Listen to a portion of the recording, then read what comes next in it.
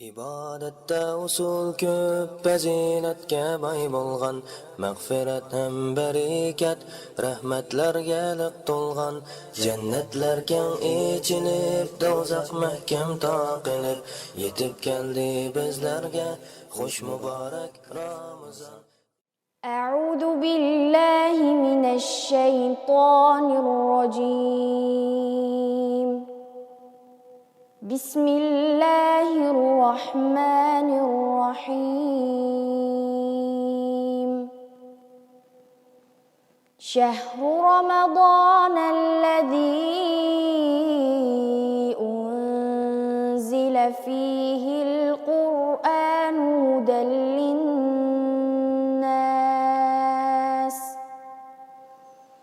وبينات من الهدى والفرقان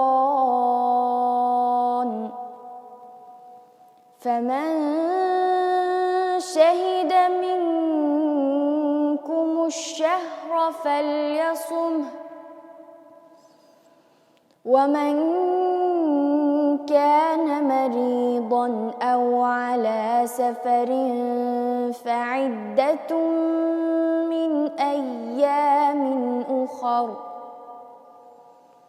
يريد الله بكم اليسر ولا يريد بكم العسر ولتكملوا العدة ولتكبروا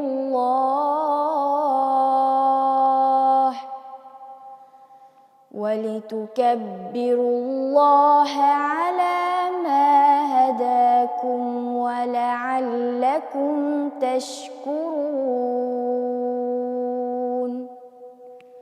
صدق الله العظيم.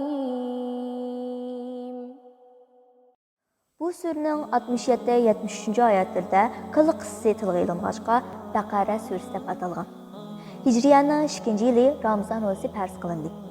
Qur'on bizga Allohning rozilik yo'lida meyashimiz va dunyoni shu yo'lga yetaklashimiz uchun nozil qilingan bo'lib, o'zimizni bu maqsadga hozirlashning eng yaxshi vositasi ro'zadan iboratdir. Shunlashqa Qur'on nozil bo'lgan Ramazon oyida ro'za tutish yolg'iz ibodat qilganlik va axloqiy jihatdan o'zimizni tarbiyalaganlik bo'lib qolmasdan, balki yana Qur'ondan iborat bu katta ne'mat uchun eng munosib shukr bildirganlik deb hisoblandi. Allah'ın arğamsığa məhkəm yepişinlar, ayrılmanglar degan oyat qaysi surda? Qani ekran oldidagi savoldoshlarımızdan kim eng tez va eng to'g'ri javob bera oladi?